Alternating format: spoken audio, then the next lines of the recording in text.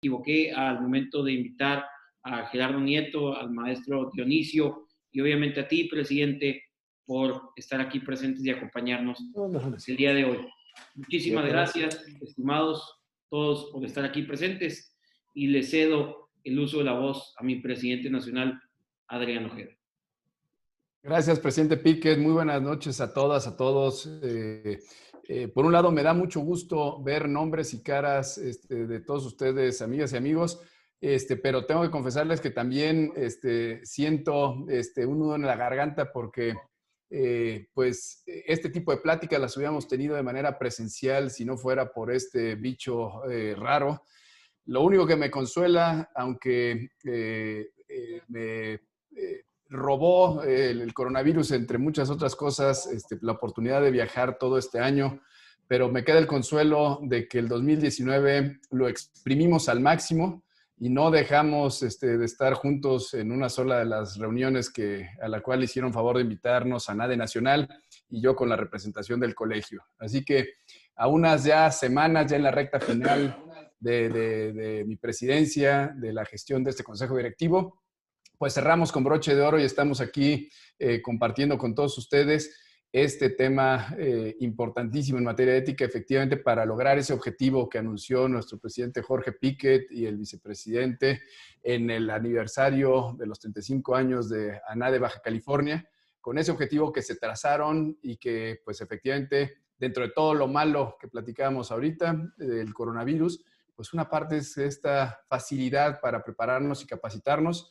y estar aquí reunidos para lograr ese objetivo. Así que, pues sí, lo platicábamos antes de que ingresaran la mayoría de ustedes, siendo una de las secciones más grandes del país, pues también vienen responsabilidades también mayores y poner el ejemplo como el hermano mayor de las secciones más pequeñas en cuanto al número de abogados certificados, que les adelanto, los vamos a medir de manera proporcional, porque ustedes siendo cerca de 200 miembros, bueno, si de repente nos salen con 30, pues sí es un numerote comparado con una sección que tiene 40 miembros, pero no es representativo si tenemos 200. Así que proporcionalmente, presidente Piquet, hay que conseguir esa certificación y para ello estamos aquí reunidos con nuestros expresidentes, ambos miembros de la Comisión de Ética y Ejercicio de Vigilancia y Ética Profesional, expresidentes nacionales,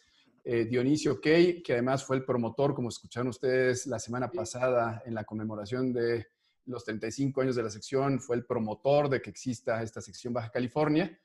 Y me atrevo a afirmar el segundo promotor, Gerardo Nieto, porque fue gracias a esa convención que organizó en Ensenada, en el que se dio el relanzamiento de la sección, se creó ese grupo de analistas de Baja California, que han dado desde ese entonces, hace 11 años, decía Gerardo, la nota en todas las convenciones, no solamente por el número de los que van, sino por su calor, su calidez, su participación y su amistad que nos brindan a todos los miembros de ANADE. Así que, pues, el presidente Piquet se encargó de traer aquí a dos íconos de ANADE Nacional, Dionisio Key y Gerardo Nieto, para plantear este tema ético que vamos a abordar el día de hoy y con ello buscar cumplir ese requisito para la certificación. Y el 4 de diciembre tenemos la última plática con contenido tecnológico, de la mano con nuestros aliados de Código Abogado Digital. Entonces, no se la pierdan para aquellos que les falte todavía esa sesión tecnológica. Estará siendo el día, si mal no recuerdo, es 4 de diciembre, pero se los confirmo ahorita en unos momentos antes de que terminemos para darles la fecha exacta. Tendrán ahora ustedes que desmañanarse porque la vamos a tener a las 9 de la mañana, entonces les tocará levantarse temprano, pero desde la comodidad de sus casas se pueden conectar a esa sesión tecnológica. Y con ello, y pues insisto, no requieren más presentación nuestros expresidentes, ambos abogados con muchísimo kilometraje y experiencia recorrida, ambos en grandes despachos, en el caso de nuestro expresidente Dionisio Key, ahora en su práctica, en su despacho, donde él es el abogado que dirige y que presta los servicios desde su despacho. Gerardo Nieto, como ustedes saben, socio de un despacho también estructural para la vida de ANADE, Basham, Rinch y Correa, con más de 100 años de haberse fundado. Y entonces la experiencia que ambos tienen nos llevarán de la mano esta noche, no solamente para hablar de lo conceptual, de esos principios éticos que sí vale la pena que los toquemos y los vamos a tocar el día de hoy, pero iremos aterrizándolos de tal forma que tengamos los elementos para resolver los casos de la vida real, como decía ese programa de televisión, que se nos presentan en nuestra práctica profesional. Así que, sin mayor preámbulo, querido expresidente Gerardo Nieto, bienvenido a tu sección Baja California y te cedo cámara y micrófono para que arranquemos la presentación de nuestro tema. Muchas gracias, Adrián. Qué amable eres y me da de veras un enorme gusto saludarlos a todos. Tengo recuerdos muy gratos de invitaciones que me hicieron el favor de hacer desde hace unos 25, 28 años a participar en algunos eventos académicos, tanto en Tijuana como en Mexicali. Recuerdo muy bien que aprovechábamos para hacerla en Tijuana o en Mexicali y al día siguiente en la ciudad que no se hizo el primer día. Y la verdad siempre han sido experiencias muy gratas. Y recordar también que en 2011, hace 9 años, se hizo una de las mejores convenciones en la historia de la ANADE, no dicho por mí, sino por los anadistas, y precisamente fue en Ensenada. Muchos de ustedes, a lo mejor, o varios de ustedes asistieron a esa convención, así es que, desde luego que Baja California es la verdad una parte muy importante en mi formación profesional y también humana, porque he encontrado ahí extraordinarios seres humanos, amigos, y me da muchísimo gusto saludarlos a todos ustedes. Y bueno, como lo comentaba Adrián, la idea de esta charla, si les parece bien, la vamos a dividir en 2 partes. Primero, vamos a comentar acerca de la ética en el ejercicio de la profesión desde el punto de vista conceptual, pero conceptual relativo, porque vamos a poner algunos ejemplos concretos, fácticos, vigentes hoy en día, que nos va a poner a reflexionar. Y esa es la invitación que les quiero hacer. Para después pasar a algunas cuestiones ya más prácticas y hacernos las preguntas sobre si en ciertos casos habría o no conflicto de intereses. Y precisamente en este ejercicio intelectual, desde luego que Adrián va a participar activamente y por supuesto que Dionisio también abonará y nos compartirá reflexiones que van a ser muy valiosas, no tengo duda de ello. En consecuencia, pues ¿por qué no? Si les parece, empezamos con qué rayos debemos entender por ética. Y bueno, pues ética de entrada, pues viene del latín ethicum, ¿verdad? Que es la parte teórica de la valoración moral de los actos humanos. Fíjese cómo todo este tema se origina no por una ley que imponga una determinada conducta, sino por lo que se ha estimado a través de la evolución social humana, cuáles son las conductas apropiadas, aceptadas, colectivamente hablando.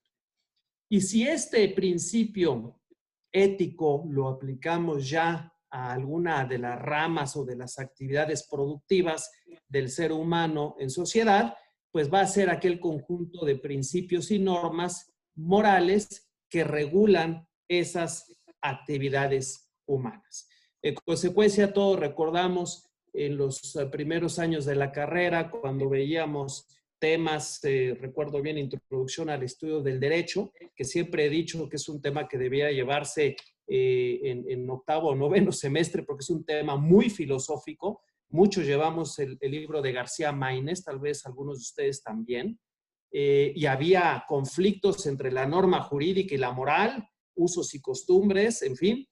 Bueno, pues por eso este tema es súper interesante, efervescente, muy polémico, y por ende estoy seguro que lo vamos a disfrutar todos y vamos a aprender algunas cosas muy interesantes. Teniendo en cuenta esto, es bien importante conocer por lo menos los principales principios éticos que rigen a nuestro colegio. la ANADE. Si ustedes se meten a la página de la ANADE, van a poder encontrar el código de ética de la ANADE. Les recomiendo que lo hagan en los próximos días y hagan un análisis de este código de ética de la ANADE. Pero ahorita, si les parece bien, lo que vamos a hacer es solo hacer referencia a unas disposiciones muy específicas para hacer una autorreflexión y ver si estamos o no cumpliendo con estos principios más importantes. Primero, el artículo 6 de nuestro Código de Ética señala en términos generales que no debemos atender un asunto en el que no se tenga libertad moral para dirigir. ¿Y qué significará esto de que no debemos atender un asunto en el que no se tenga libertad moral para dirigirlo? Bueno, pues muchas veces no estamos de acuerdo con la pretensión de nuestro cliente, porque consideramos que no es correcto, que tal vez la disposición legal aplicable pudiera generar una vía para lograr el objetivo. Pero en el fondo, no nos sentimos tan convencidos. Sentimos que no es lo correcto. En esos casos, entonces el artículo 6 nos dice, oye, si te sientes incómodo después de un ejercicio de autoconciencia, no atiendas el asunto. Entonces, este es un primer punto que desde luego aterriza en convicciones subjetivas, porque cada uno puede tener una opinión distinta. Sin embargo, si nos vamos a la tarea de la conciencia y la paz interior de cada uno de nosotros, estoy seguro que en la mayoría de los casos vamos a coincidir en atender o no atender un asunto. El artículo 10 es otro artículo muy interesante y que se refiere al secreto profesional. Recordemos que la profesión del abogado es una de las profesiones en donde la secrecía es más importante. Y lamentablemente, a través de los últimos años, pues esta figura del secreto profesional tan vinculada al ejercicio profesional de nosotros como abogados, ha venido recibiendo impactos constantes para irla debilitando sobre pretexto de muchas causas. Por ejemplo, en materia fiscal es común encontrar que el legislador obligado por intereses ajenos a lo correcto, a lo ético, a lo moral, decide crear una norma jurídica que obliga a los abogados a reportar cierta información respecto de sus clientes.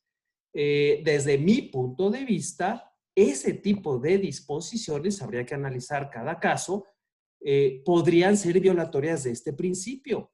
Y ustedes me podrían decir, bueno, pero pues una ley pues es general, abstracta, impersonal, obligatoria. En cambio, este artículo 6 pues es algo ético. Sí, pero acordémonos que lo que mueve al ser humano a crear normas para regular las relaciones sociales es precisamente los principios éticos y la moral colectiva. Ejemplo, artículo, y este va a entrar en vigor el 1 de enero, o sea que muy actual además. Artículo 197 del Código Fiscal de la Federación. Esquemas reportables. Los abogados que nos dedicamos a la tarea fiscal, pues prácticamente abusados, porque si estamos en un restaurante comiendo y hacemos una conversación de tipo fiscal que pudiera generar un beneficio fiscal al oyente, pues abusados, porque eso ya lo tenemos que informar como un esquema reportable a la autoridad fiscal. La ley dice que incluso si asesoramos expresa o tácitamente, o sea que si se pudiera presumir que dije algo que pudiera ser interpretado por el cliente como una asesoría de tipo fiscal que pudiera involucrar el pago menor de un impuesto, entonces tengo que reportar. Pues bueno, a mí esto desde luego me parece violatorio de este principio fundamental del ejercicio profesional del abogado. ¿Y qué dijo el legislador? Ah, no, mira, no te preocupes, vamos a poner en el artículo 197 del Código que la revelación de esquemas reportables de conformidad con este capítulo no constituye una violación a la obligación de guardar un secreto conocido al amparo de alguna profesión.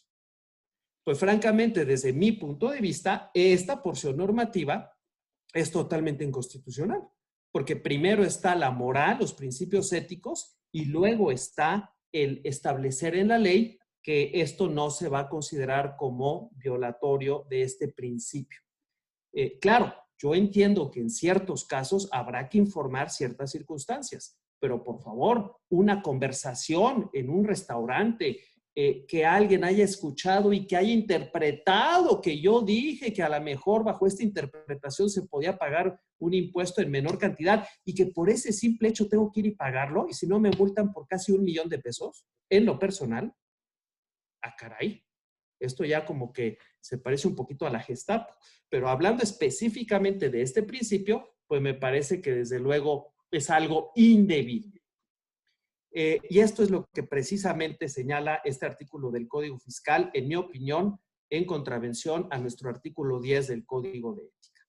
El artículo 14 de nuestro Código de Ética de ANADE es otro artículo que la verdad luego como que se nos olvida y ocasionalmente cuando estamos manejando algún litigio, algún juicio, hacemos publicidad de ese litigio, aun cuando está pendiente, aun cuando está sub judice. Y la idea de esta disposición es procurar guardar toda la discreción posible cuando se está manejando un determinado litigio de un cliente.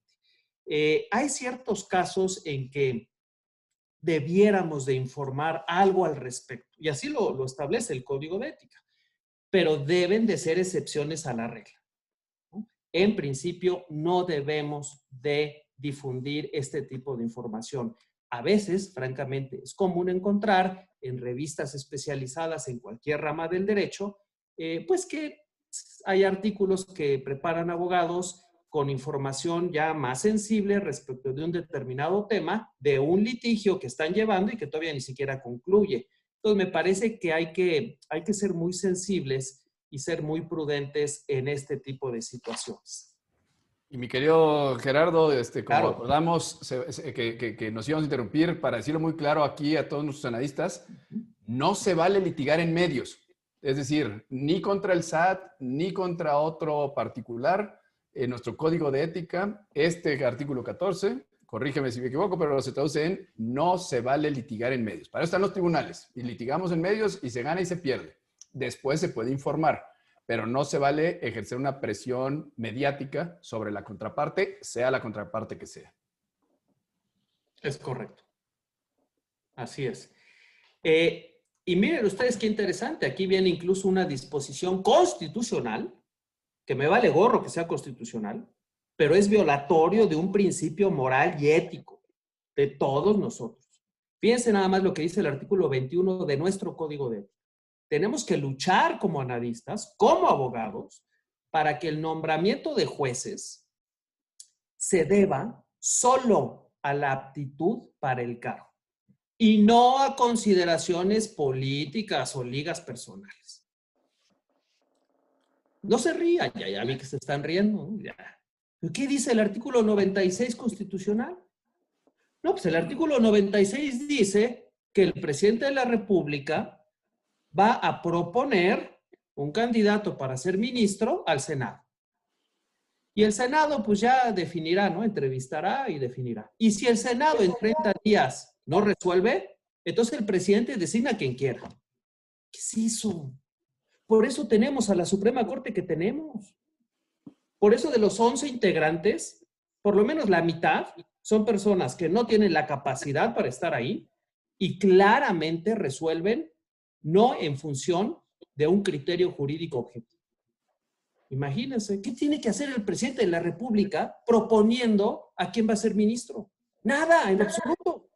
Tan es así que incluso hay una iniciativa de reforma constitucional motivada por los principales colegios de abogados, desde luego la NADE es una de ellas, para generar una reforma a este artículo constitucional en donde el presidente de la República no tenga injerencia alguna en la designación de ministros de la Suprema Corte de Justicia. Algo que suena muy justo, muy loable, muy imparcial, muy objetivo y deseable. Pero claro, es algo muy incómodo para el entorno político. En consecuencia, esa iniciativa pues todavía está por ahí en algún cajón, pero se está haciendo todo lo posible porque se reviva. Pero es ir contra corriente, contra intereses creados que lamentablemente hacen que nuestro país tenga actualmente un Estado de Derecho tan debilitado, tan golpeado. Pero tenemos que seguir luchando. Así nos lo ordena nuestro Código de Ética. Artículo 30. Y aquí ya nos estamos acercando a los casos prácticos que vamos a ver en un ratito más. Conflicto de intereses. ¿En qué caso se puede dar conflicto de intereses? Es un tema muy polémico, muy subjetivo. No hay en todos los casos una verdad absoluta, pero desde luego genera inquietudes varias de las disposiciones. Miren, primero, como regla general, y pareciera que esto es aceptable en general, pues no se vale patrocinar a dos personas con intereses encontrados. Pero hay veces que las partes solicitan que sea un solo abogado el que atienda esa controversia. Solo con esa aceptación expresa o solicitud expresa de ambos clientes es que el abogado pudiera hacerlo. Y les sugiero que sea por escrito, nada de que por teléfono, me lo dijiste, ¿te acuerdas? Después de un par de tequilas, o después de un par de caguamas, ¿te acuerdas? Allá en el Dragón, sí, no te hagas, no, por escrito, porque después, ya veremos que se pueden dar algunos problemitas con quejas y etcétera ante posibles violaciones al Código de Ética. Y desde luego, también se considera que hay conflicto de interés cuando hay causas, existan causas que influyan en el ánimo del abogado y en caso de que esto exista, vamos a tener que informarle a nuestro cliente antes de aceptar el negocio. En consecuencia, ahí les doy un ejemplo. Un cliente quiere que atendamos un asunto en donde quiere defender X propiedad privada, un inmueble, porque en ese inmueble en forma indebida se quiere hacer un desarrollo, pero a la vez tú como abogado pues tienes cierto interés en las empresas que ya fueron asignadas para hacer ese desarrollo en ese predio. Entonces ahí evidentemente va por un lado, pues tienes al cliente que está pidiendo tus servicios porque considera que hubo cierta ilegalidad en que el gobierno le quitara ese predio.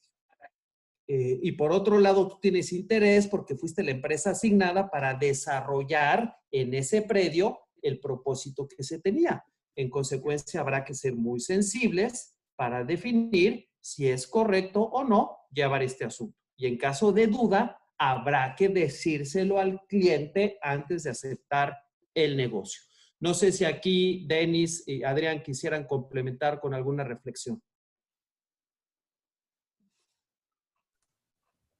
Gracias, Gerardo. Lo abordaremos en unos momentos porque sí, estos principios que tiene nuestro Código de Ética dan en la vida profesional muchos dolores de cabeza. Y esto no es exclusivo y sería la primera reflexión para los grandes despachos como el tuyo, Gerardo Basham, en donde se puede presentar estos casos. Afirmo y lo vivo todos los días en un despacho de tamaño mediano como el mío y de la plática que hemos tenido con Dionisio también en un despacho pequeño, pero no por ello menos importante el que tiene Dionisio, se presentan constantemente estos casos. Y corríjanme, amigos y amigas de Baja California, que me atrevo a afirmar, sin haberlo vivido, porque nunca he ejercido mi práctica profesional fuera de la Ciudad de México, pero en ciudades más pequeñas, como la Ciudad de México, donde la oferta de abogados calificados, analistas, es menor, no obstante que son muchísimos, son 200, pero son 200 pocos abogados para atender ese gran mercado de todo Baja California. Y me atrevo a pensar que ustedes están más expuestos a entrar en una situación de conflicto de intereses que lo que estamos en Ciudad de México, simplemente por un tema de probabilidades, porque hay menos abogados calificados con las credenciales que ustedes tienen que los que hay en Ciudad de México. Y por lo tanto, con más frecuencia se pueden presentar estas situaciones en donde se corra el riesgo de estar asesorando a dos partes con intereses opuestos, o que en ese actuar por los intereses que tenemos con otro cliente pueda nublar la objetividad que tenemos como abogados. Sería mi comentario del riesgo que se vive. Perdón, táchenme de chilango, ya me conocen la mayoría y saben que no es mi estilo, pero sí veo un mayor riesgo de que surjan conflictos de intereses en la práctica profesional en los estados de la República con una menor oferta o menor población de abogados capacitados. Perdón, yo quisiera comentar nada más lo que está en el segundo párrafo del lado derecho de la lámina de Gerardo, donde también Gerardo nos indica que hay conflicto de intereses si hay causas que influyan en el ánimo del abogado. Esto me hace regresar de alguna forma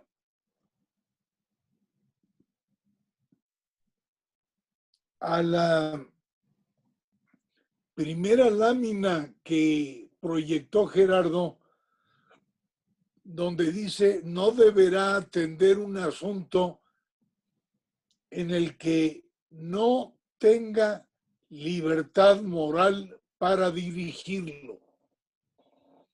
Aquí pienso yo que se pueden presentar muchos conflictos de interés del propio abogado con el cliente. María Luisa Walter recordará cuando se vino un conflicto con el Instituto Mexicano del Seguro Social respecto a si los profesores de asignatura debían o no afiliarse por parte de las instituciones de educación superior al Seguro Social. Y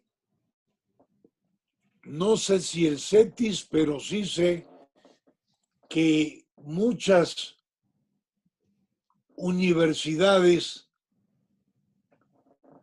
iniciaron sendos litigios en contra del Consejo Técnico del Seguro Social por este tema. Yo lo único que recuerdo es que cuando un grupo de universidades me pidió que los patrocinara en este caso, me negué porque el tener celebrados con los maestros contratos de servicios profesionales es contrario, o en aquellos años era contrario a lo que disponía el 21 de la Ley Federal del Trabajo. Y así se lo hice notar a quienes me invitaron a participar en el litigio, en el que yo consideré que había un conflicto.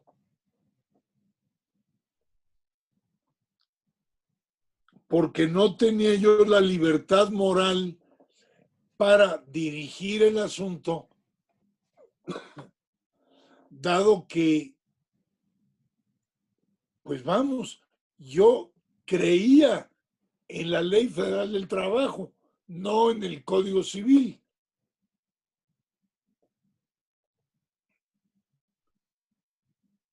Pero ahí está mi explicación sobre el segundo párrafo del lado derecho de la lámina de Gerardo. Muy bien, Denis, tú lo viviste incluso en carne propia, así es que excelente la experiencia que nos has narrado. ¿Y cuántos de nosotros no hemos escuchado que tal vez algún cliente ante una propuesta de honorarios hasta nos dice, oye, pero eso yo creo que no es muy ético, porque pues es un asunto de menor cuantía o viceversa, es un asunto de una gran cuantía, pero no es complicado, en fin. Pues miren, incluso nuestro código de ética, en su artículo 35, establece que los honorarios se pueden pactar y convenir con el cliente tomando en cuenta no solo un factor, sino la complejidad del asunto o la cuantía involucrada.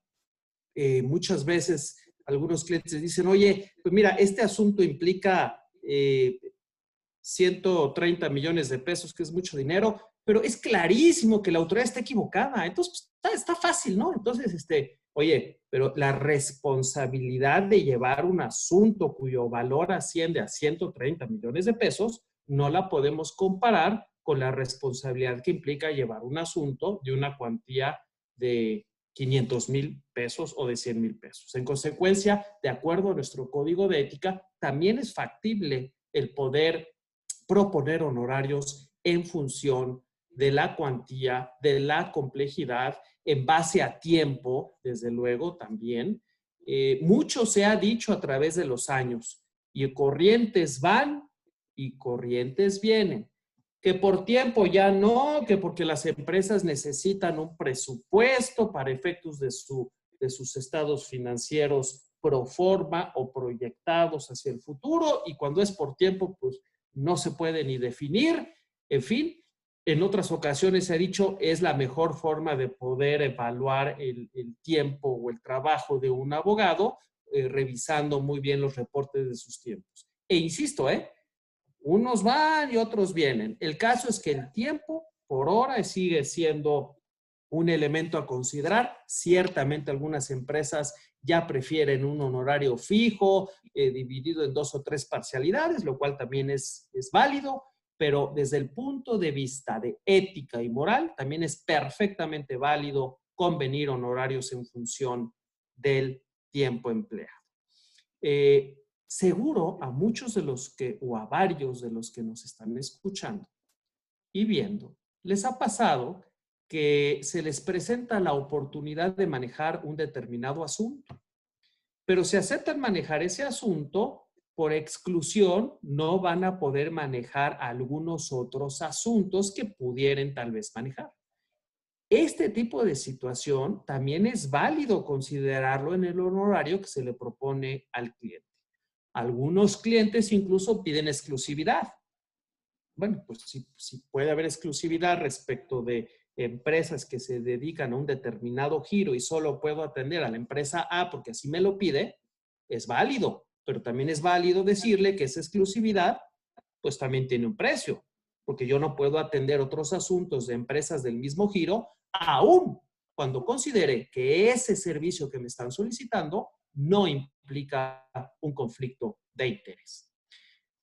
El artículo 39 de nuestro Código de Ética también establece una figura muy interesante que a través de los años ha venido evolucionando y establece, en términos generales, que no se debe de llevar un asunto cuando a través del asunto se pretende obtener un interés, una ganancia o un lucro, a través no del asunto jurídico de nuestros servicios, sino del asunto económico que está detrás del asunto que vamos a manejar.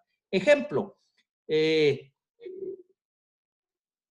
maneja este asunto, por favor, y en consecuencia te vuelves mi socio o mi accionista, o vas a obtener utilidades por los próximos 2 años, o detalles de ese tipo. ¿Por qué? Pues porque ese tipo de ánimo en nuestra convicción como abogados puede afectar la forma en cómo prestamos el servicio. Sin embargo, yo dije que esta figura ha evolucionado. ¿Y por qué lo digo? Porque hoy en día es común encontrar, sobre todo a los startups o emprendedores, que obviamente están iniciando un proyecto, no tienen grandes presupuestos y a veces nos piden asesoría y como no tienen con qué pagar en este momento, pero su idea resulta o se piensa que va a ser genial, a veces convienen en que el abogado pueda participar en cierto porcentaje accionario o participar de la utilidad neta reflejado en su estado de resultados por X número de años, etc. Eso, desde mi punto de vista, no viola el código de ética ni se estima que sea una actitud inmoral. ¿Por qué? Porque hay que analizar y ver el entorno bajo el cual se está dando ese convenio. De otra forma, no podríamos prestar el servicio porque el emprendedor pues no tiene en ese momento honorarios para cubrir los mismos. Don Gerardo. Sí, claro. Perdón. En preparación para esta charla con nuestros queridos amigos de Baja California,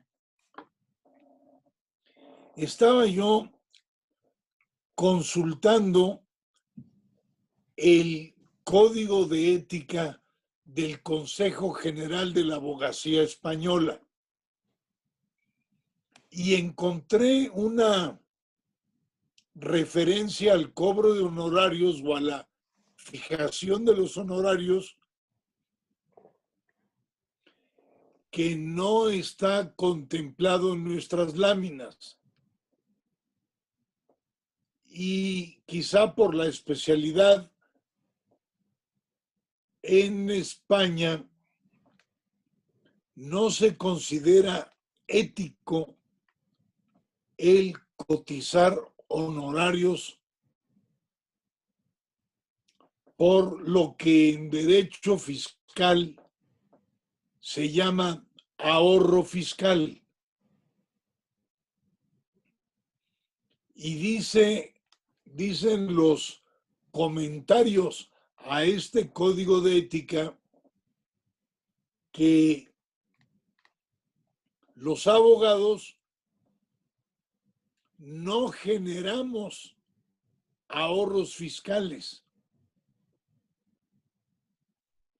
y que cualquier tributo que debiera pagarse y no se paga no puede ser considerado un ahorro fiscal, sino que es inético hablar de ahorro fiscal. No sé tú qué opines, Gerardo. Pues me parece súper interesante porque, para empezar, ¿qué debemos entender por ahorro fiscal?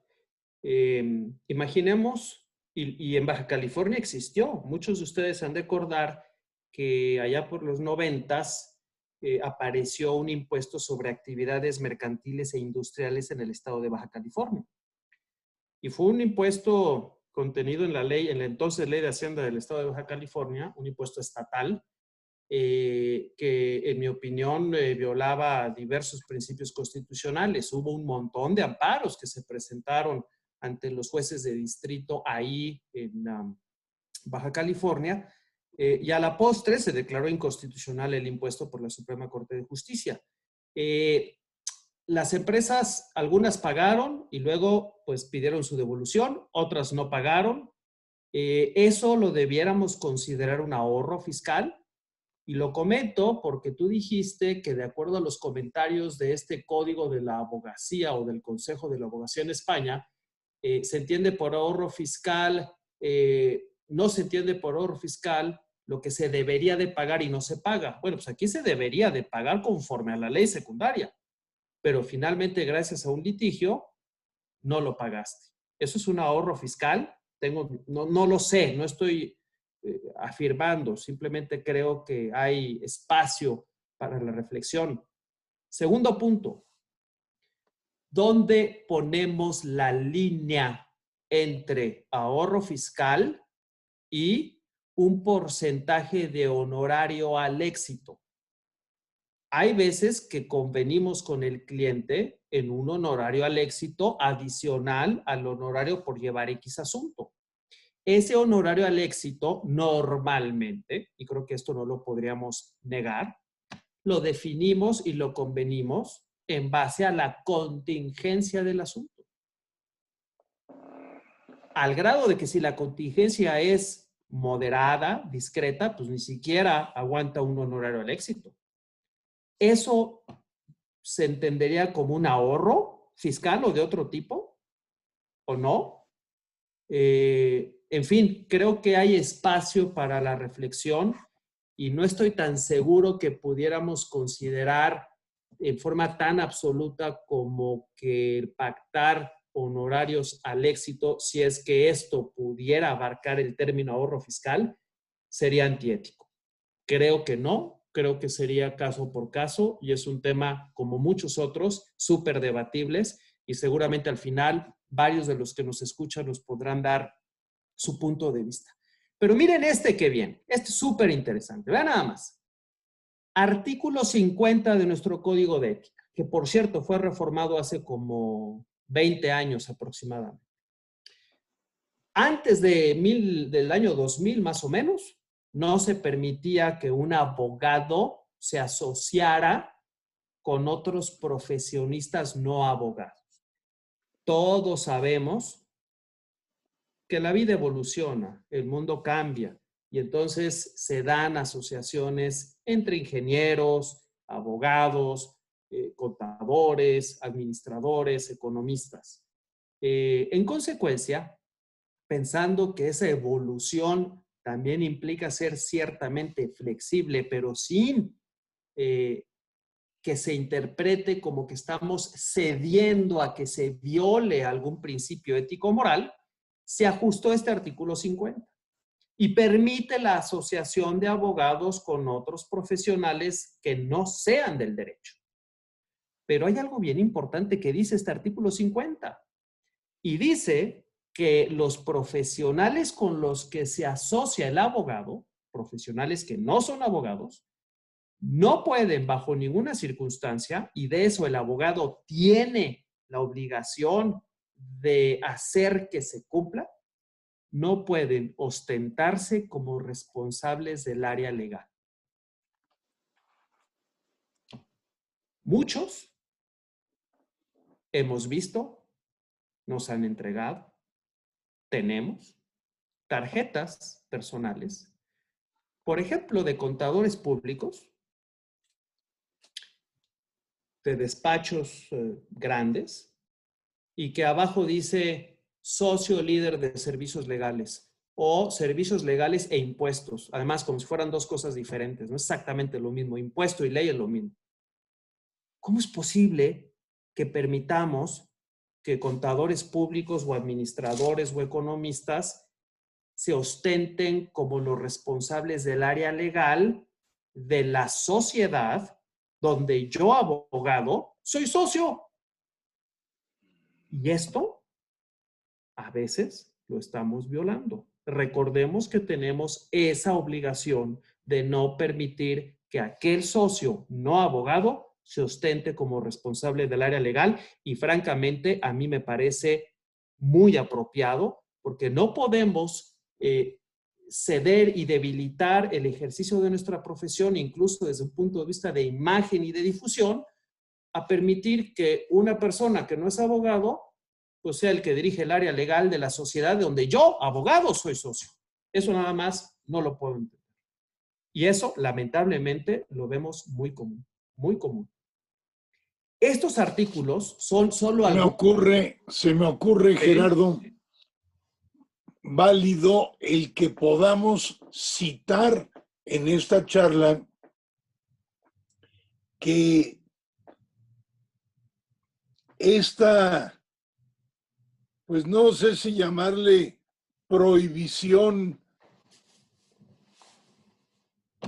para asociarse con otros profesionales,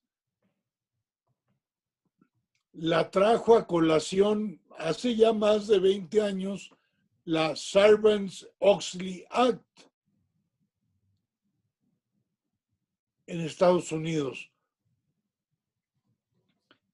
Se acordarán muchos de los aquí presentes que uno de los fraudes fiscales financieros más grandes de la historia de Estados Unidos fueron los casos Enron, WorldCom, entre otros. Y ahí la Bolsa de Valores de Nueva York multó a Enron por no revelar ciertos pasivos que había Enron contraído con el Chase Manhattan Bank, que también cotizaba en la Bolsa de Nueva York. Total, se armó un escándalo financiero bursátil en Estados Unidos que llevó al presidente Bush a presentar una iniciativa al Congreso que fue precisamente la Sarbanes-Oxley Act, en la que, después de lo vivido en el caso Enron y en el caso WorldCom, imputaban esos fraudes financieros a una firma de contadores y abogados que alguna vez fue de las grandes 5 y que hoy, precisamente por ese caso Enron, ya no existe. Es público, Arthur Andersen. Que fue la firma de Arthur Andersen. Ahí inclusive hasta las noticias del New York Times hicieron público el suicidio del responsable del área legal de Arthur Andersen a raíz de que fue aprisionado por el General Attorney de los Estados Unidos. Entonces, se me hace importante traer este caso a colación, nada más por nuestro artículo 50 del Código de Ética de nuestra querida Nade. Perdón por la interrupción. No, ninguna interrupción, complementaste en forma muy, muy puntual. Y vean efectivamente lo que puede pasar por violaciones no solo a disposiciones legales, sino también a principios éticos. La desaparición de una firma del calibre de Arthur Andersen. Ya sé que habrá quien me diga, no, es que no hemos desaparecido porque ahora ya estamos... Vamos, desapareció. Y el golpe, además de jurídico, fue ético y moral. Fue un golpe enorme. Entonces, procuremos observar este tipo de principios. Y ahora, si les parece, con estas explicaciones breves sobre algunos principios éticos, algunos de los cuales causan polémica y desde luego pueden ser subjetivos, vamos a tratar de aterrizar a ciertos casos prácticos de conflicto de intereses. Entonces, Adrián, ¿por qué no empezamos con los primeros? Muchas gracias, Gerardo. Gracias por tu exposición y por esa revisión tan detallada de los artículos más relevantes para el tema que vamos a platicar de nuestro Código de Ética. Y esta referencia que nos hace nuestro expresidente Dionisio Key a el derecho americano y a este caso americano, pues sirve de perfecta introducción para lo que voy a compartir con todos ustedes, ya que estando hace unas semanas en mi despacho, se presentó un caso. Presentaron, de hecho, dos casos. El primero de ellos, uno de nuestros clientes uno de nuestros clientes del área corporativa, a quien le vemos todos los temas transaccionales y revisamos todos los contratos antes de que los firmen, iba a celebrar un contrato con otro de nuestros clientes del área migratoria. Del área migratoria solamente le vemos temas migratorios. Y entonces, cuando manda y hacemos esta famosa conflict search, que le decimos en el despacho, muy rimbombante, porque queremos ser como Basham, entonces decimos, vamos a hacer el conflict search, que se traduce en, mandemos un correo electrónico en el que copiamos a todos los abogados para decir, voy a revisar este contrato, alguien tiene algún conflicto de intereses. Y la regla es, no respondamos, para que no sea como los chats de ANADE de que hola, hola, hola, hola, hola. No, no se responde salvo cuando hay conflicto de intereses. Y cuando le digo a ese abogado, o más bien contestan del área migratoria, diciendo, sí, nosotros somos los abogados migratorios de esta otra empresa, entonces se detonan todas las alarmas y tenemos nuestro famosísimo Zoom ahora. Y el abogado corporativo argumentaba y defendía que no existía un conflicto de intereses porque solamente vemos los temas migratorios de la otra empresa. Pues ese fue el primer caso que nos invitó a reflexionar. El segundo caso que se nos presenta es cuando ese mismo cliente que anda muy activo y además tiene el mal tino de ir, se ve con todos nuestros clientes, ley de Murphy, dice, con una semana de diferencia, ahora voy a celebrar con este otro cliente. Y ese otro cliente que además era atendido por el mismo abogado. Y este abogado dice y lleva a nuestro Zoom semanal el argumento de que como hacía 2 años que no le llevábamos asuntos, ni recibíamos consultas, ni le facturábamos al cliente 2, ya no era considerado nuestro cliente y sí podíamos revisar el contrato. Y entonces se pone sobre la mesa en un Zoom parecido, mucho más chico, los 15 abogados que somos, y empezamos a discutir. Y obviamente sale el flamante presidente de la ANADE, código de ética en mano, y dice, aquí va a estar la respuesta a todos nuestros problemas. Y confieso que sí nos dio luz en estos principios que nos acaba de exponer Gerardo y Dionisio. Sin embargo, nos quedaba este sabor de no poderlos aterrizar del todo. Y entonces fue que me quedé con la tarea en la sesión de abogados del despacho de buscar otros referentes que nos pudieran aterrizar estos conceptos desde él. ¿Qué es un cliente? ¿Qué se entiende por cliente? ¿Es cliente aquel que le vi un asunto hace 2 años y no me ha vuelto a consultar?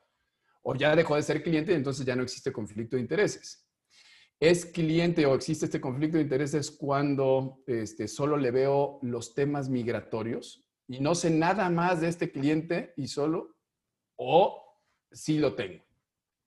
Y entonces me encontré con estas reglas modelo de conducta profesional de la American Bar Association.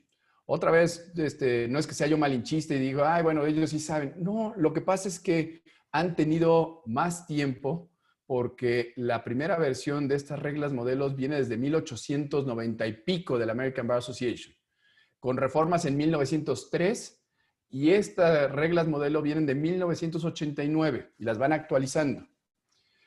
Ahí está la liga para que la puedan consultar, pero si le ponen American Bar y reglas modelo, los va a llevar inmediatamente. Y lo interesante que tienen estas reglas modelo, y por eso queríamos compartirlo con ustedes, es que además de tener disposiciones muy al estilo de nuestro código de ética, es más, son consistentes en la esencia. Nuestro código de ética, con prácticamente todas las reglas de conducta de la American Bar Association, pero lo interesante es que muy al estilo anglosajón, muy al estilo americano, tienen la disposición de la regla y después unos comentarios interpretativos oficiales que son muy interesantes de leer porque ahí empezamos a encontrar respuesta a esos casos que se nos van presentando en la vida real. Son como las exposiciones de motivos, ¿no?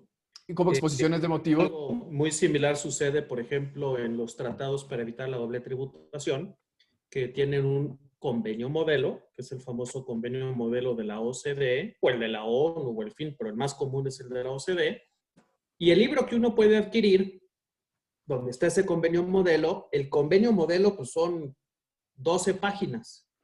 Y las otras 395 páginas son los comentarios a los que haces referencia. Muy ilustrativos, por cierto. Y ya con esto termino, pero eso genera otro tema súper interesante. ¿Qué tan aplicables son los comentarios? ¿Son obligatorios? Pero en fin, continúa.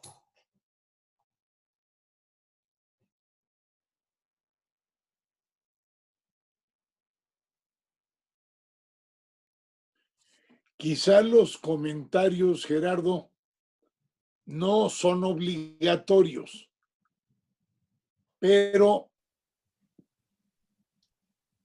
en la práctica profesional de Estados Unidos, los comentarios llevan a los interesados a reflexionar, a estudiar, y muchas veces esos comentarios son útiles, sobre todo para los que nos gusta el estudio. Así es. Pues entonces estas reglas modelo abordan estos 8 temas que aparecen en pantalla y que de verdad los invito a que lo utilicen como una herramienta para poder resolver las dudas que surjan en la interpretación y en los casos que se presenten en sus respectivos despachos. Escogí en específico dentro de todos estos 8 grandes capítulos, hay un capítulo especial de reglas en la relación cliente-abogado y donde empiezan a desmenuzar los conflictos que se pueden presentar y hablan en la regla 1.7 de conflictos de intereses entre clientes existentes, que es este cliente migratorio versus cliente corporativo que se presentó en el despacho Ojeda. Reglas específicas de conflicto de intereses con clientes existentes respecto de asuntos personales en los que puede entrar un abogado con su cliente. Ahorita lo platicaremos. Deberes con los ex clientes, este famoso cliente de que hace 2 años no nos consulta y no nos contratan y le facturamos. ¿Cuáles son esas reglas que debemos de seguir, esos deberes que tenemos con ellos y reglas para resolver los conflictos de intereses? Y después también reglas de conflicto de intereses aplicables para los despachos y para los departamentos legales de las empresas. Y además, por si no fuera poco, la ABA se mete cuando hay conflicto de intereses, cuando hay una relación con funcionarios o exfuncionarios públicos. No estamos hablando aquí de reglas de anticorrupción, ni de FCPA, ni de nada. No, aquí hablamos de reglas de conflicto de intereses que se pueden dar con esos funcionarios. Y cuando lee uno, insisto, la disposición es muy parecida a nuestro código de ética. No van a encontrar nada diferente. Pero cuando entran a los comentarios, entonces empieza a salir estos principios que nos van a ayudar a resolver los casos que se presentan. Y es muy claro y muy enfático la American Bar Association en establecer 2 principios para resolver los casos que se presentan de conflicto de intereses. Y nos dice la American Bar Association, el abogado, pero es aplicable también para el abogado mexicano, porque el abogado americano no es un extraterrestre ni tiene 5 pies, no, es igual que nosotros. Su modelo es diferente, pero tiene esos mismos principios éticos. Por eso me encantó que Gerardo empezara la exposición, porque la ética no es un tema local, es una ética, la ética es un principio de la humanidad y aplica para todos. Y la American Bar Association dice, abogados, tenemos un deber de lealtad y de independencia con nuestro cliente para poder asesorarlo debidamente. Y Déjame, adelante, por favor. Adrián, déjame interrumpirte por una reflexión que escribí respecto a la lealtad. En nuestro juramento, cuando nos dan el título profesional,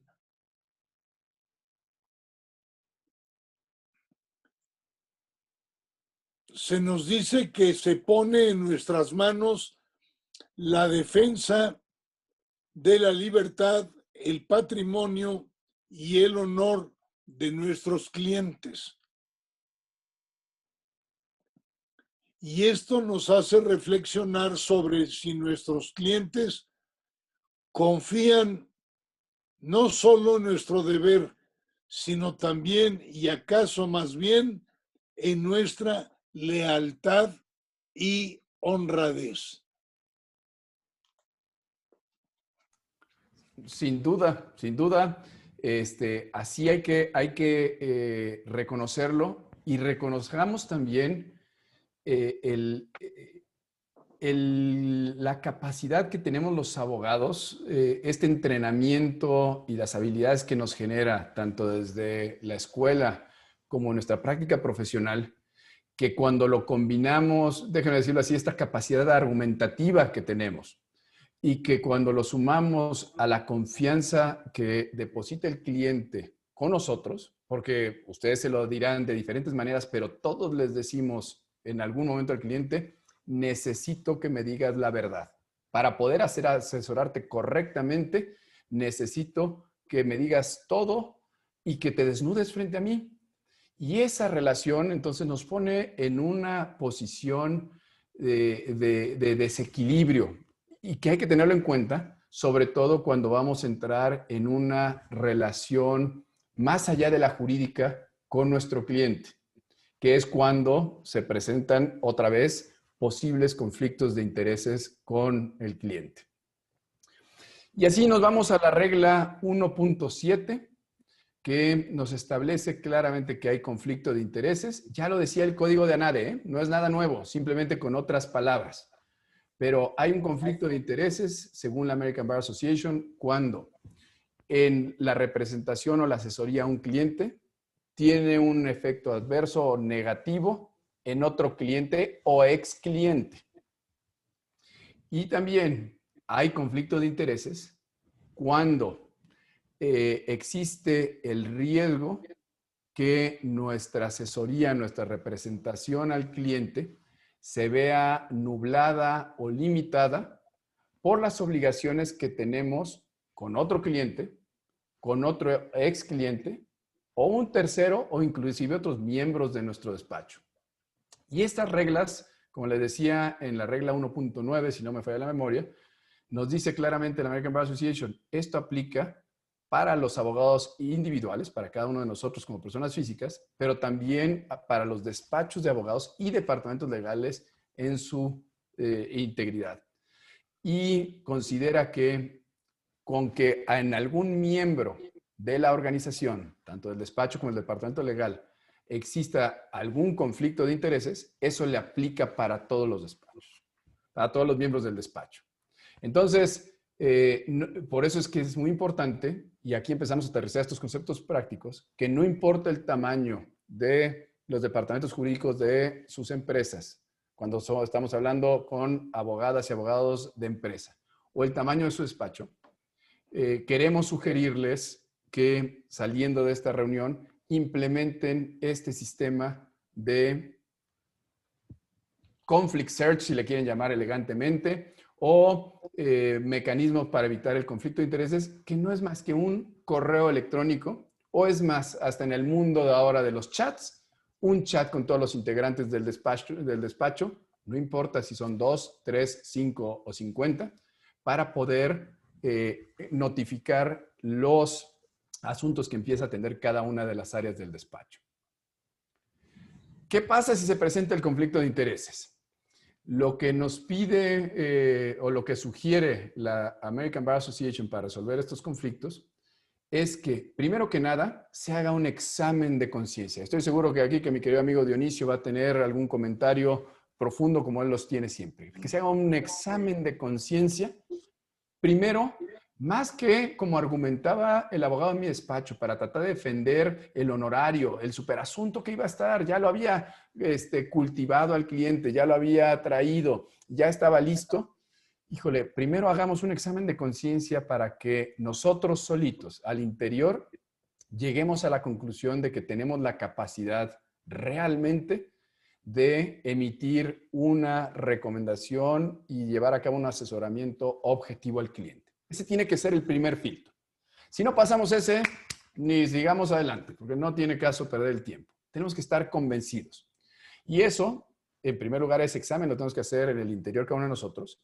Pero ojo, queridas amigas y amigos, esto puede además ser juzgado o revisado por terceros. Para eso tenemos esa comisión de vigilancia y ética profesional, la comisión de honor en las diferentes secciones, porque si se llega a presentar una queja por parte del cliente de haber sido asesorado de manera indebida por existir un conflicto de intereses que nubló la objetividad del cliente, pues nos va a tocar a nosotros, sus pares, revisar este examen de conciencia. Entonces vale la pena que desde ahorita cada uno de nosotros lo fijemos bastante alto este estándar y este examen de conciencia.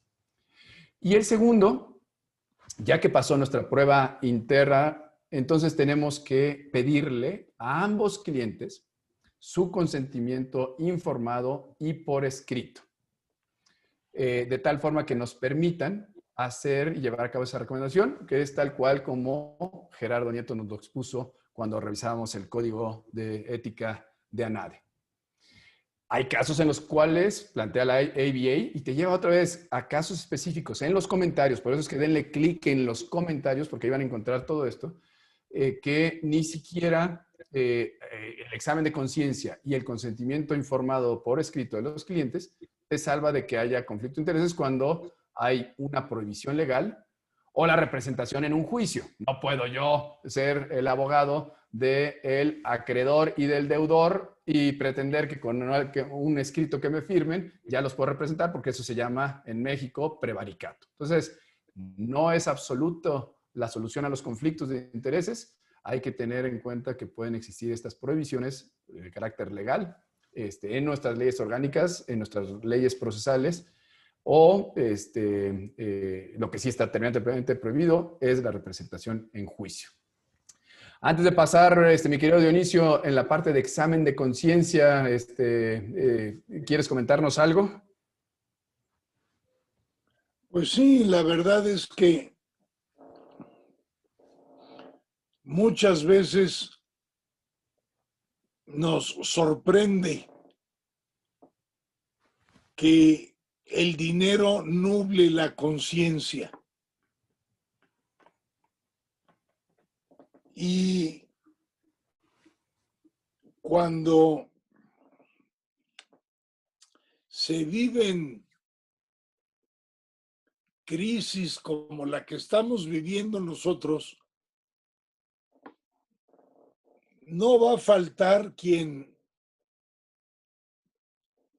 te invite a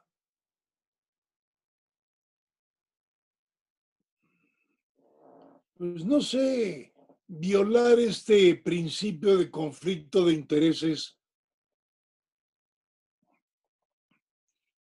por la obtención de una ganancia, por el incremento de tus ingresos. Y entonces nos encontramos con consultores que aconsejan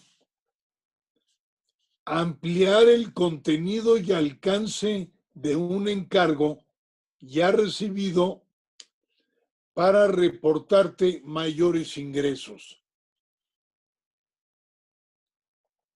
Aquí, pues es donde cuando nuestro amigo Gerardo empezó a hablar de ética, de principios morales y de la introducción al estudio del derecho de García Máinez, es muy cierto y muy real que existen conflictos entre moral y derecho. En un estricto examen de conciencia, Adrián, estoy seguro de que nosotros los abogados nos vamos por el lado de la moral, pero que no nos falle un miembro de nuestra querida nave al que no le falle la ambición económica. Y esto es efectivamente casos de reflexión, Adrián. Aquí no se trata de la regla modelo 1.7 o el comentario del párrafo 28 del artículo tal, sino que es conciencia.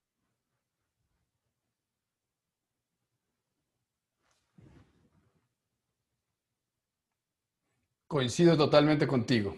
Coincido totalmente contigo. Es esa moral de la que habla nuestro código de ética y que nos expuso Gerardo como uno de los primeros artículos, el artículo 6 de nuestro código de ética.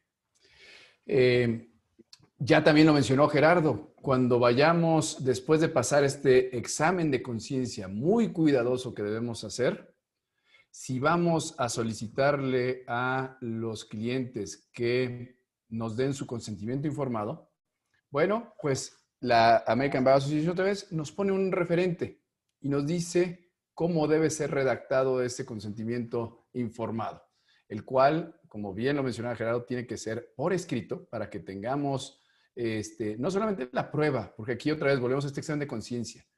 Cuando es por escrito nos aseguramos de que el cliente está comprendiendo la trascendencia de lo que está firmando y que no es algo a la ligera, para que él esté muy claro de los alcances y de los riesgos que pueden existir respecto de este conflicto de intereses.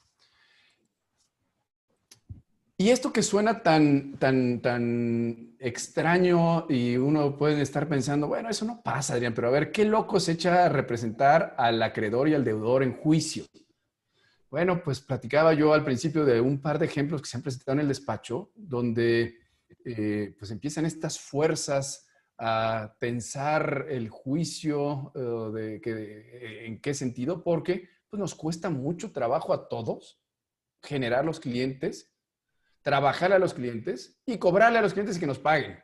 Y de repente sale el socio director del despacho a decir, hay conflicto de intereses, hay conflicto de intereses, pues empieza a generar una tensión al interior del despacho de la organización.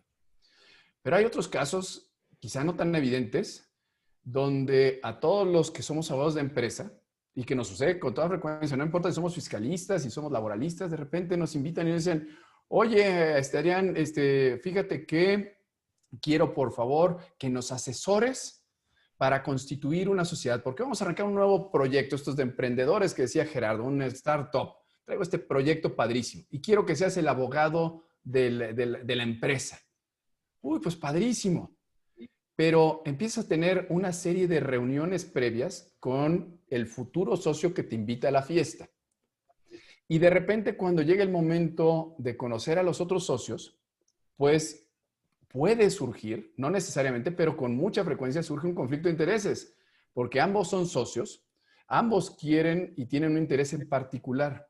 Entonces, no tenemos que irnos a juicio para identificar que existen esos conflictos, sino que al interior propio de las sociedades mercantiles, ¿en qué momento dejamos de ser el abogado del socio que nos invitó a asesorar al proyecto? Nos convertimos en el abogado de la sociedad y eso, otra vez, en este examen de conciencia, pudiera llevarnos a la conclusión, primero a nosotros, de que no podemos seguir asesorando a la persona que nos propuso como los abogados de la compañía. Sobra decir, queridos analistas, que cuando le damos esa noticia al cliente, no le cae en gracia. Y me lo han dicho. Y otra vez, yo creo que ha sido un año de conflicto de intereses, porque el reclamo es fuerte. Dicen, Adrián, tu despacho y tú han estado conmigo desde el proyecto 1, el proyecto 2. No me puedes abandonar ahorita. Y pues uno tiene que plantarse firme y decir, discúlpame, pero tengo un conflicto de intereses que nubla mi objetividad porque no quiero perder tampoco al otro cliente. Ah, entonces lo prefieres al otro. No, tampoco, amigo. Me voy a excluir de representar a ambos. Híjole. Y cuando mi padre me dice, oye, y vamos a salir para pagar la nómina, y tú excluyendo clientes y dejando de representarlos, pues sí, pero los principios negociables, los principios morales, los principios éticos, queridos analistas, no son negociables. Y eso es lo que nos hace diferente, no solamente como abogados, sino como miembros de este colegio, y que los exhortamos a que aún en esa presión que se genera en el día a día, pongan primero que nada y de frente los principios éticos y morales de nuestra organización para, por encima, como bien lo decía Dionisio, de los intereses económicos. Ya lo platicábamos, el contrato comercial entre los clientes de servicios logísticos es el caso que les comentó que derivó este estudio y de ahí la idea de generar este evento por invitación del presidente Pickett. Y también se pueden suscitar otros casos en donde también los esbozaba Gerardo Nieto cuando estamos para un cliente tramitando los permisos ambientales y de repente a nuestro socio lo busca la Asociación de Colonos para ver cómo frena el desarrollo inmobiliario que tanto nos incomoda y tanto ruido hace. Bueno, pues obviamente tenemos un conflicto de intereses que tenemos que evitar a través de los mecanismos que plantea nuestro código de ética o que nos da luz la American Bar Association. Lo que sí, para que tampoco nos preocupemos que no todos son malas noticias, no constituye un conflicto de intereses el que podamos asesorar, ya que tenemos el know-how, ya asesoramos a un cliente para obtener la licencia A, la licencia B, y nos busca, como bien decía Gerardo, un competidor para decirnos, oye, yo quiero que me ayudes a establecerme en México también y obtener el registro de COFEPRIS, por decir uno, para mis productos. Es cierto que compite con el producto de mi cliente, pero ahí, según las reglas y los comentarios que tiene la American Bar Association, y salvo la mejor opinión de nuestros expresidentes y miembros de la Comisión de Vigilancia y Ética Profesional, no existe un conflicto de intereses siempre y cuando no usemos información confidencial de un cliente con el otro, pero ahí ya es una violación de un tema de confidencialidad, más no de conflicto de intereses. Se vienen los asuntos personales. Híjole, ando bien apretado con esto del coronavirus, los tribunales cerrados y no me han pagado y veo que este cliente tiene mucho liquidez. Híjole, la tentación está ahí de ir y pedirle prestado al cliente. Bueno, pues si lo van a hacer, queridos analistas, tengan en cuenta que eso puede constituir un conflicto de intereses, porque ahí es donde estamos en esa situación de confianza, en donde nos ve para arriba el cliente y puede decir, claro que sí, Gerardo, ¿cuánto necesitas? 500,000 pesos para pagar esta nómina. Claro que sí, te los transfiero ahorita.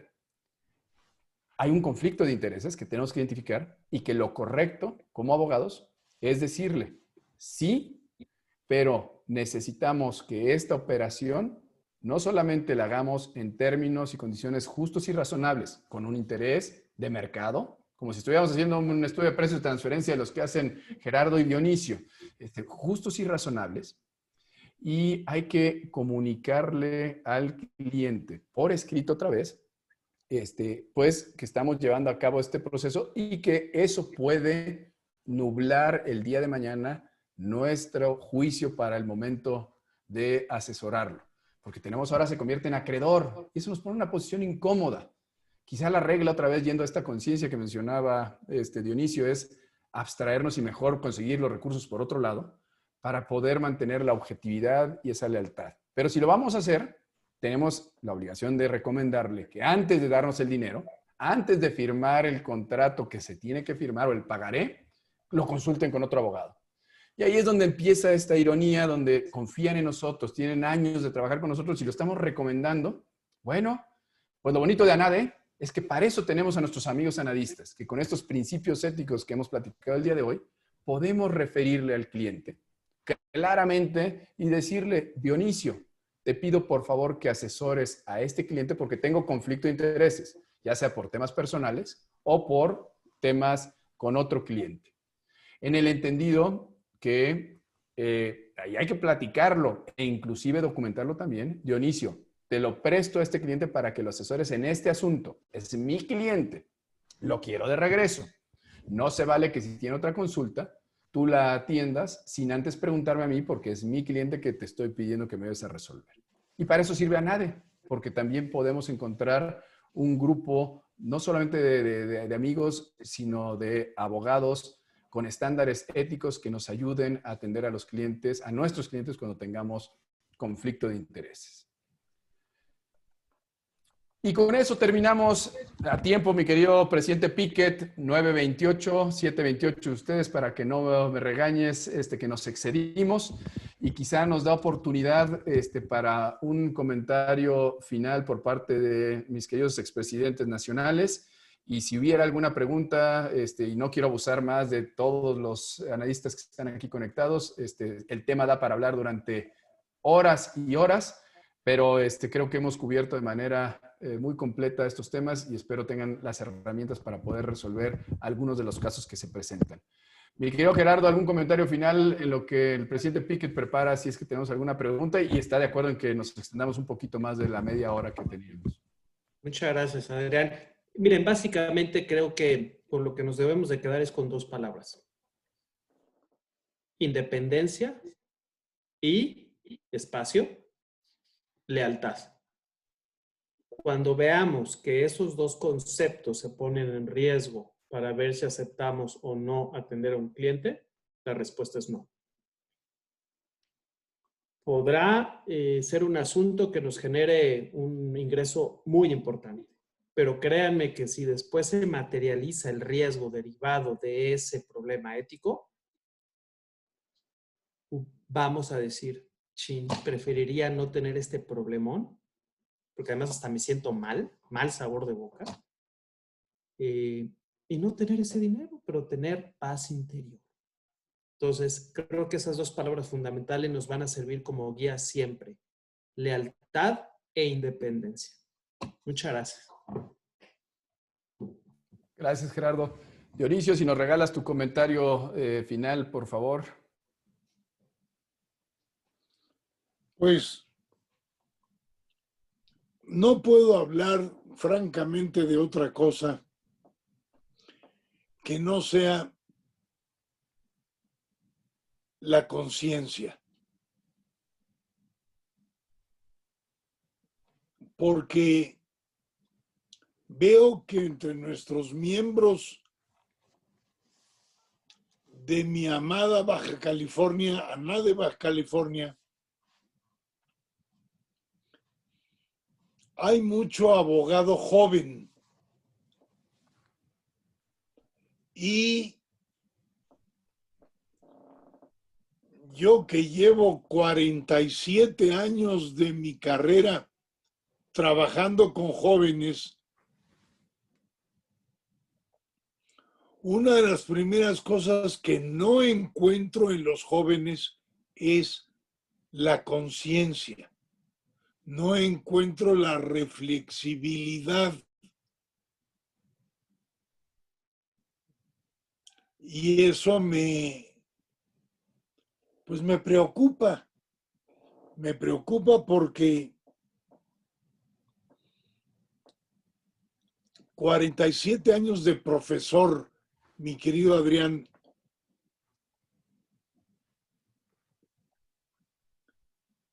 y luego ver a tus alumnos o exalumnos desbalagados,